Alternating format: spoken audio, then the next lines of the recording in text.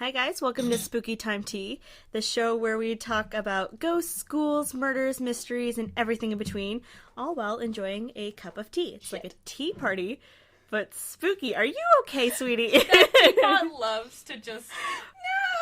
No! Guys, we're off to a great start today. Do we have towels? Oh, no. We don't have any towels. Hold on. Run! Ah! Well, this is... He wanted to be in here with us. Oh my god. So, for those of you listening at home, Kat climbed under our makeshift soundproof wall. Army crawled under it and ran into the dog. Monster. Monster. He just wanted to be in here. He just wanted to be a part of the Monsters. podcast. You can move She, Monroe. duck dived back under. Monroe actually moves. So you could just slide her, because she actually slides instead of picking her up. That's hilarious. Oh, we have a visitor today. Yeah, so Monster is here. He's going to be our fourth host. He did not submit a story. Slacker. Rude! I'm going to peel that off. That's okay. My mic stand. Okay. Did you guys want honey? I do. I do not. Oh, shit. I forgot to grab the tea so we can tell everybody what our tea is today. Yeah. Okay, I'm going to go do that. Friendly Doing real reminder, great. We're doing real great. This is Chloe. I'm the tea hater, and so now they're making me try a new tea. They think I'll like this one because it's like a fruitier one. Yes. It's like a red berry cooler thing. Yes. Kitty's getting the box. I'm Kat. Hi. And Kitty just left to go get the tea. Good luck telling us apart. Here. Kitty's here. There's You'll Kitty. never tell our voices apart. You'll never do it. Good I luck. dare Well, you. no, I'm the loud one. We're all loud. Yeah, we're all very I'm loud. like extremely loud, though. Okay. Here's All the right, thing. my dear, you get to tell what the tea All is right, today. it is a red berry cooler by the brand Pinky Up. It is a loose leaf tea, and Kat, you guys are the resident tea experts. How do you say that? Rooibos. Got it. It's I an always iced say rooibos. Rooibos, but I'm special, so That's fair. This is really hot. Rooibos. That's good to know because I will butcher that every single time. You'll have to correct me. That's I fair. worked at a tea shop. I'm a connoisseur. Okay, I'm a connoisseur too, but I'm not with it when it comes to names. I'm kidding. Kat got paid to no teas. Do you want the honey, or you want to try it without She the doesn't, honey? she doesn't like it. No. Or she doesn't want the sweetener. I don't want the sweetener. It's fine. Strange. Here's the thing. I have my backup tea with me today from Starbucks. Hi, Starbucks, Courtesy please. of Kitty. Courtesy of Kitty. Thank you very much. Starbucks, please sponsor us, please. Please, please. Well, I do go there almost like daily. If I could afford to, I would. I rarely. I am obsessed. I am such a basic bitch. Yeah. Here's what I'm excited for. I know it's fall, but Starbucks' Christmas drinks, the caramel brulee. The That's that my favorite. Caramel brulee latte. the Caramel white brulee. chocolate mocha. Yeah, the white chocolate mocha. That one's pretty good, but White nothing mocha beats is caramel all year brulee. round. No, they have one with like the little Christmas bits. Like they have like the peppermint little Are you like. talking about the I can't do- peppermint mocha? Is it? It's The white chocolate mocha with peppermint? Yes, that. Yeah. That one. And it's delicious. I don't like mint and chocolate. I can't don't do either. it. It grosses me out. Ooh, did you try this yet? No, not yet. Okay. I'm like scared to burn my tongue again. I don't hate that one. I'm not a big fan. I like it better than the one that I kind of liked last time. So you like this one better? I like this one better. I still like my Starbucks one right here the best.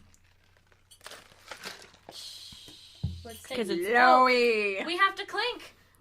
we didn't clink. Oh, Clink. Excuse me, monster. Okay, All right. there we go. And we're off. This is the intro to our hometown/home state horrors series. right. I don't mind it. It's pretty good. It's a little. What's in here? Very, very fruity. And I love fruity teas. Like, I'm a fruit. So. I'm sorry. I think I can really taste like the cranberry. I think, which I really like. Yeah, I'm definitely getting like hints of like the cranberry in there, which is really nice. Yeah, no, it's really good. This is the intro to our hometown horrors, But also like it's not necessarily hometown. It's like home state because Texas is massive, and I'm from literally all over the place. So am I. Yeah. So I am again covering Denver because it's the closest thing to a hometown that I have, and today I'm talking about the Real Spiderman of Denver. Ooh, please do tell us. Yes, and this is like an old timey one, which I really like the old school ones that like no one's still alive. It's not which like sounds Spider-Man. morbid. Like, pew, pew. No, it's not Marvel Spider-Man with Okay. Tom Holland. I wish. Oh, No, this is gosh. creepy and it's a murder. I'm going to throw it out there that the phrase chittering its teeth comes up at least 4 times, and I'm not comfortable with it at all. Okay, that's really creepy already, and I don't even know. Kat got a little sneak peek because our coworker Athena was the one that told me part of this story, and she gave me that phrase, and I have nightmares about it. Okay, I'm already terrified. Okay, so we're going to start on October 17th, 1941. Philip Peters and his wife Helen live in Denver. They live on a street that is constantly, like, the address is given. I'm not going to do that because you can Google it and it's fine. Helen is in the hospital and has been for a little while because she broke, I think, her hip or her leg or something. She's in the hospital. They're really old. Philip Peters is a retired railroad worker. It didn't say specifically what he was. Helen and Philip Peters are both retired. They have 3 grown children. One of their sons lives in Grand Junction, which is in western Colorado. This comes into play later. Helen has been in the hospital for about 5 weeks, so it's just been Philip in the house. Since Philip is retired, he does a lot of stuff. He works for I found this on an article on the Denver Public Library website. He volunteers a lot at the Denver Guitar Club, which is where he meets his soon-to-be killer. Yeah, no, I thought I knew this case, and I started researching it, and I was like, what? So he had known his killer prior to what happened. So it's October 17th. Philip Peters walks into his kitchen and discovers a tall, gaunt man standing in his kitchen, like, super pale, at his refrigerator, rifling through his, like, fridge and freezer. Reports say that, like, a fight ensued. I'm doing air quotes around fight because I don't know what happened. I wasn't there. The killer grabbed a heavy iron stove shaker, which, when you click the link on Wikipedia that gives you the citation, a stove shaker is a tool used to restoke the fire and or remove ashes from a wooden stove. Mm-hmm. So he beats this 74-year-old man to death with it. That's Jesus so sad. Christ. It's really sad. And so his body is found that day by a neighbor who was concerned that he hadn't come over for dinner because while his wife was in the hospital, his neighbors had kind of made a support system and they were all, like, kind of in charge of, like, making sure he was fed at dinner and they would send him home with leftovers for lunch the next day. Oh, that's sweet. So when he didn't show up to one of his neighbors for dinner, they got concerned and went over to his house, and all of the doors were locked. They found a window that was unlocked, I guess, or they somehow got into the house. It was all locked, and they found his body in the kitchen. But there was absolutely no sign that anyone had come in or left the house. Everything was locked. There was no forced entry. There was no signs that a murder happened except for this body and, like, obviously, like, the blood spatter. They checked everywhere. Couple weeks later, Helen comes home from the hospital, now a widow. Very sad. She's elderly, so a friend or a nurse comes in. All of the sources I found say something different. I found a source on Wikipedia, Murderpedia, Denver Public Library, and the other podcast, My Favorite Murder, also did an episode on it. So I listened to all of those. No one can really, like, I haven't found, like, a specific, like, it was a nurse or a friend. So this woman moves in with Helen to help take care of her. And there's weird things going on. Things are being moved around, food's going missing, no one really knows what's happening. At one point, I'm going to call her the nurse for the rest of the episode because it just seems like kind of like if she was still there taking care of this elderly woman. Mm-hmm. The nurse wakes up in the middle of the night because she hears a noise and she gets out of bed. Never do this. Stay in bed, hide under the covers, the killer can't get you. I all know covers protect you. No, we all know the covers protect. They're like a shield. Right. If you do enough smithing, they'll Sure. Right. The armor will be upgraded. Don't you play Skyrim? Yes, well, you're, like, scantily clad, but have so much armor. I don't. I mean, look, I don't understand video games, period. I also don't understand Marvel characters and their costumes for women. Like, that's not protection, guys. Exactly my point. Mm-hmm.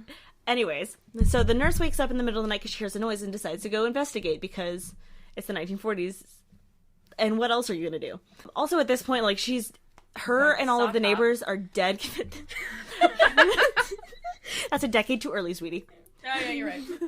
So her and all the neighbors already think the house is haunted because in between Philip Peters dying and Helen coming home, police have been called a couple times because of, like, sounds and, like, ghostly faces in the windows, and it was just kind of attributed to, like, local pranksters or ghosts because it's the 1940s and ooh, spooky. And so she comes into the kitchen and there's, like, a back stairwell that goes into the kitchen. I used to live in a house, like, literally down the street from where this happened. Nope. Oh, okay. Granted, it was 60 plus years later, but the houses in that area, because mine was built around the same time, have servants' stairwells. And so that's like a stairwell that goes from the back of the house down straight into the kitchen. She comes, I think, from the front of the house and goes, and there's this, like, gauntly, pale, like, wretched little figure. Not little. Very tall. Very tall. Super pale. And I'm taking this from what our coworker Athena had said, and then another source, I can't remember which one, but it chattered its teeth at her and disappeared. I hate that image. Just the wording, chattered its teeth at her. Yeah. Like, if a human being chattered their teeth at me, I can't do it unless I'm cold. Like, I'm trying. Like, get away from me. Get away from me. Nope. Don't. I can't. Wait, hold on. I hate that. And she was far enough away. It had to be, like, sound, decently loud. The sound by itself, like, if it's loud enough to where she used that terminology to describe it. I'm sorry. That is creepy. No. It's terrifying. That is creepy. And then it disappeared. Disappeared or... Well, she describes it as disappeared. I think stepped into the stairwell while she was, like, having, like, a panic episode in the middle of the night. She quits the next day thinking the house is haunted. Obviously. I would burn the house down. I mean... I'm sorry, I'd run out and burn it down, be like, whatever's in there now is dead. Except her boss still lives there. Right. I don't care. So, because Helen is now an elderly woman and her nurse has quit and her husband is dead, she moves in with her son at Grand Junction. And so now the house is on the market and empty. Police reports are still coming in based on sounds that are coming from the house. And this one got me.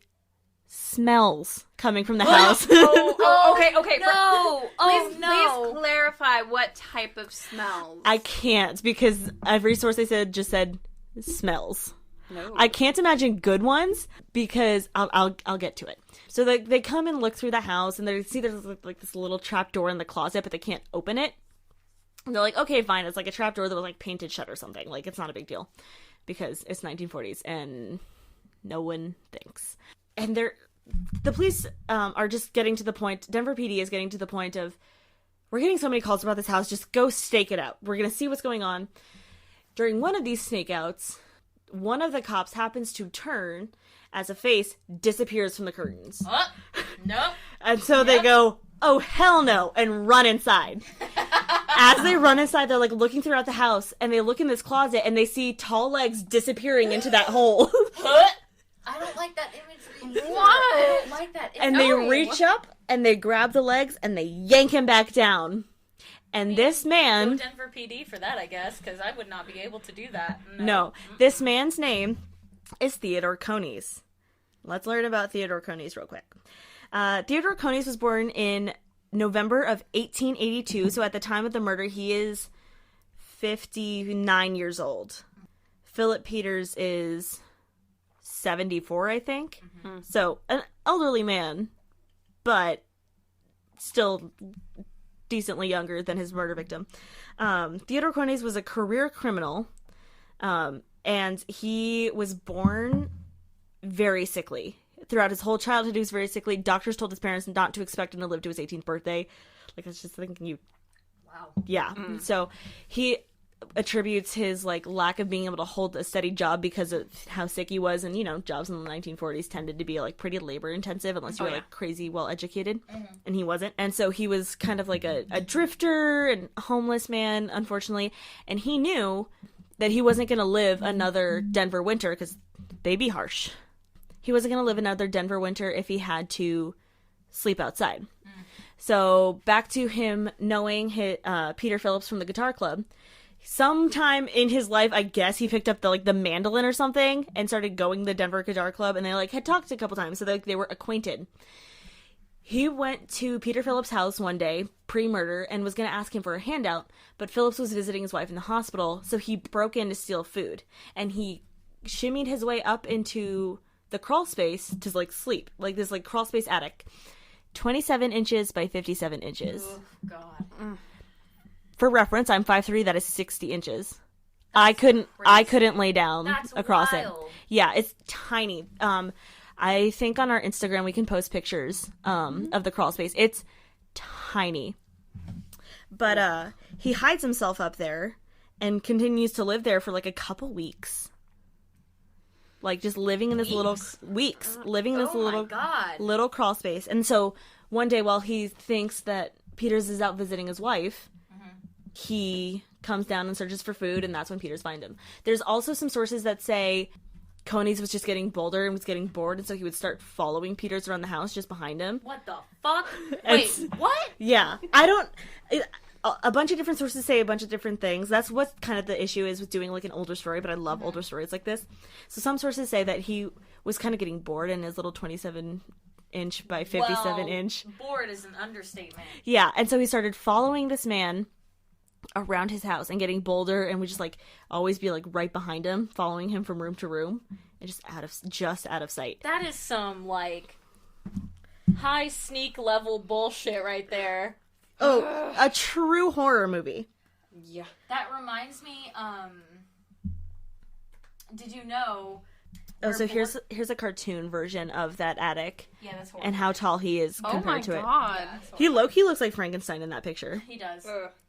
The same neurons that fire off the emotion of boredom in the brain are the same ones that fire off the emotion disgust. Mm-hmm. So if people are extraordinarily bored, locked in rooms and shit, I can see how someone would go absolutely insane. Well, and so absolutely crazy. Here's the thing. You guys remember those smells? Yeah. Yeah. So because he was hiding in this man's house, he can't flush the toilet while he's home. Oh my god. No, please, no. Yes, he uses the attic No. that he stays Oh, no. God. in. And I mean, I'm not saying I didn't expect it, but still, like, just the... And either he didn't shower. He didn't shower. Like, you can't use... Of course not. He was stuck in an attic. He couldn't use the... Wait a minute. If he knew the other guy was gone at certain periods of time... Why didn't he just shower? Because I guess if you come back... Go to the bathroom then. Because I guess if you come back, like, the toilet thing, like, absolutely. If you come back and your shower's wet and you didn't take a shower that day... Oh, that's true. You know what? That's true. I would not survive if I had to sneak around in someone's house for weeks on end. No. Yeah, no, it's terrible. And so they pull him out of this crawl space. And they send their smallest officer up into the crawl space. That poor man. I have so much pity. And that officer's name, I believe, is Robert Zarnow. Wow. I could be wrong. I'm trying to find it again. Let it be noted, I left all of my notes at home today. Whoops! We That's okay. actually didn't know we were recording today until we already got here, and we were like, well, we got some time. Why not? I was like, I know my story. Guys, I don't know my story. I don't do homework. And That is so false. You do. We all do. We do. We're lazy about it, but we do it. I wanted to write out like a script because I was gonna like make funny jokes, but it didn't work out that way. But Theodore Coneys gets the name the Denver Spider-Man because the press quoted officers are now saying, let me find that exact quote because I don't want to get it wrong because it was really well said. While we wait, I would like to tell a story about smells of my own. Oh no! So once upon a time, my laundry room in my apartment ranked, and it was only the laundry room. It wasn't the bathroom. I was convinced it was the washer that had just like standing water somewhere in it because it's an old washer. So I was like, there's got to be something wrong with the washer. So I was convinced, like, okay, maybe this thing has like standing water in it, has mildew in it, or something. You can barely hear me. Hold on. Has like standing water in it, mildew, something. So I bleached it twice. Right after, I put baking soda and vinegar in it twice, and it still didn't get rid of the smell. So I was like, okay, it's starting to smell like death, so it's gotta be like a mouse or something like crawled under the washer or dryer and died. So I looked, but I couldn't find anything. So eventually I was like, okay, it might be in the walls. I'll get maintenance out here to deal with it. Well, the other day I was doing laundry, and I walked in there, and I did my normal, like, oh, God, it smells terrible in here. And I was walking out, and something caught my eye. And I looked back. Now, I want everyone to know that I am a mere 5'2", okay? I have shelves in the laundry room. It's a very teeny tiny little laundry room in a very teeny tiny apartment. There are shelves in the laundry room that I sometimes store non-perishable foods in because that's the only room I have for them. I looked up at the thing that caught my eye.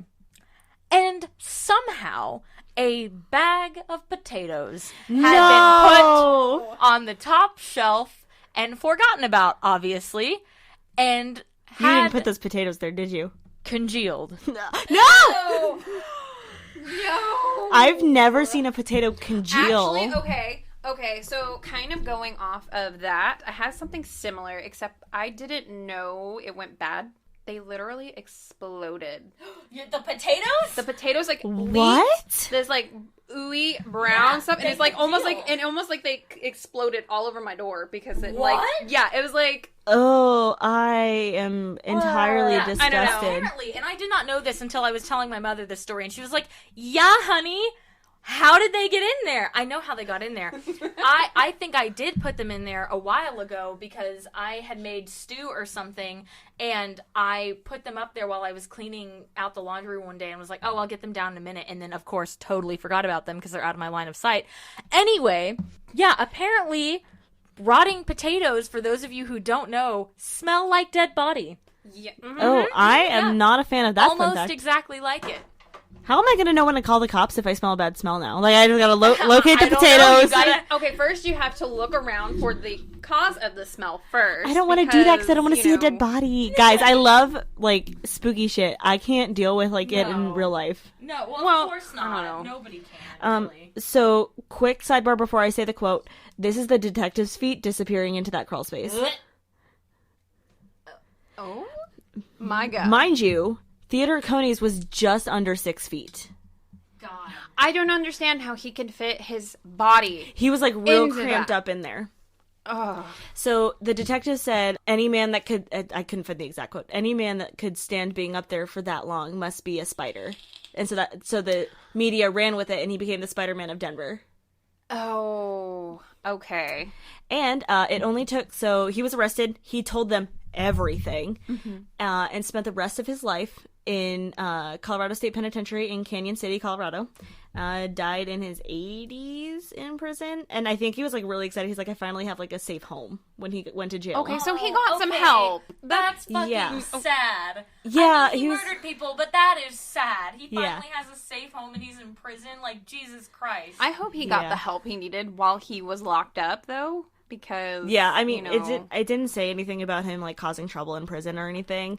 I think it was just, like, a bad circumstance. I think he, like, if the sources are true that say he was like, and then I started following him, are true, like, that's creepy and dangerous.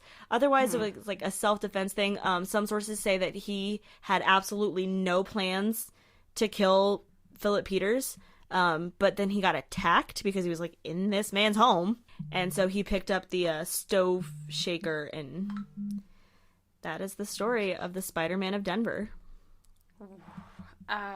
That's horrifying. Truly terrifying. I mean, I was already terrified whenever It saw chattered that, its teeth. That video. Stop right now. I was already terrified. Remember that video clip that came out a few years ago of that lady who was living in that guy's vents? no. No. Yeah, okay, there's a video. Oh my god, I can't believe neither of you have seen this. So this guy was noticing, like, food going missing in his kitchen and stuff.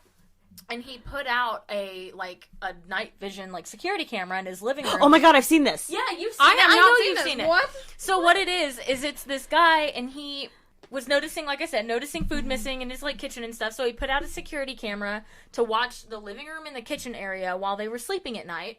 And it's a very creepy video because, like, 1 second everything's fine, and the next second there's a vent above the hallway where the door is that just, like, removes itself, and then this lady comes crawling out of the vent, Like, and then it like, fast my forwards, God. but it's Like- like 4 hours of her in the kitchen eating food, going to the bathroom in the sink, like, Ew, all no. sorts of shit before she crawls back into the vent, and there she goes. And it's like hands and feet crawling, like a horror movie. It's not That's even like hands and knees. Like, Disgusting. Why? What the hell is wrong with her? I mean, she was probably homeless and had nowhere to go, so, but like, crawling on your hands and feet like that, like what? I mean, she it was like a tall vent too. It was like at the top of the. yeah, she had to use, like, this, like, in-table thing that he had sitting under it to, like, crawl down. It was very creepy. It was truly. That's still really terrifying, and that makes me glad that I don't have a basement, because I feel like someone would try to do that in my basement. Welcome to hell. Here's the thing. Here's the thing. I would never know based off people eating my food, because I would just assume, oh, I ate that in the middle of the night and I wasn't thinking about it because I'm a fat ass, and But- I was like, oh, I had snacks. My question is, how did he not know, like, for so long? Because you said she used the restroom. I'm sure she like turned the sink on and would like rinse it out. Yeah, I think, and that's what she did. And I don't know if she ever like defecated in the sink. From what I could tell, it was only like her peeing in the sink and then rinsing it out. Okay, but what if she has to defecate? Then I'm like, I mean, maybe I she don't want to actually be went- I don't want to be the one that says this, but like garbage disposal. Yeah, I mean, I feel like that would smell after a while though. Yeah, even yeah. I don't know, Oh those my- like lemon refreshers you drop down your garbage. I hate that I'm the one that's. I hate that I'm the one that said that. You surprised me. I get that a lot. Oh God. Oh my my gosh. I can't. That was a truly terrifying story. Right? It was. Yes, Right? it was. It was. Now I'm kind of scared. And it took a hot second. So he admitted when the police found him that they almost caught him once trying to push on the little door thing that went into the attic, and they couldn't move it because he was sitting on it. Oh. And so they just assumed like, oh, it's like painted closed or something heavy's on it anyway, and so we can't open it. Damn, he got lucky. Okay, now I'm terrified that I have an attic. Okay, listen here. I don't have an attic. I live in an apartment, all right? But I will say, where the vent goes, when I take the vent off to replace the air filter, it's nothing but like a crawl space in there. Yeah. That is horrifying. I remember when I opened it for the first time, I was like, absolutely not. Just have someone shine a flashlight down it when you're not home. I'm absolutely not. I was more at the time. I was more afraid of like critters crawling in while the air filter was off. Now I'm afraid of people crawling in. So I was up at 4:30 this morning to take my mom to the train station, and then I decided to go back to sleep before work. When I came back, I woke up at 7:30. I did not want to get up until 8 because that was the last minute I could. There's people doing construction right around my house right now, and so I heard like tapping on my walls, but it sounded like it was inside my apartment. I chose to sleep. I chose to sleep. So one time I was at my aunt's house, and her boyfriend at the time was listening. I don't know if it was a podcast or a radio show, but he was listening to something, and they were talking about ghosts and goblins and ghouls and all sorts of stuff. Our podcasty things. Yeah, podcasty things, yes. And he was describing, the guy on the radio was describing, like, scratching in the walls. No. And I was like, Rats. It's rats. excuse me? But I went home, and a couple of weeks later, there was scratching in my walls. No. And it was probably rats, because it only happened a couple of nights in a row and it never came back. So I think it, obviously it was probably just some rodents in the wall. Oh, yeah. But I remember being petrified. I was so scared because it was behind my dresser, so I couldn't, like, get to it. And I was like, how horrifying. I can't believe I lived. There's a lot of stuff that happened. You know what? Now thinking about it, there's a lot whole of new stuff in my episode on just childhood. cat's life. That's the whole My episode. childhood was a lot scarier as far as like supernatural things go. Do you guys want to hear a nightmare I had one time? Oh, please. Okay. Please, always. So I had a nightmare once when I had to have been second grade and I know it's real because our teacher made us do this little worksheet where it was like, draw a dream that you had and describe it below. And it was like a box that you could draw your dream in and then describe it below.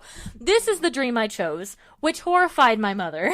How did your teacher react? I don't know. I can't remember. I just remember being... Did you get a note sent home with you?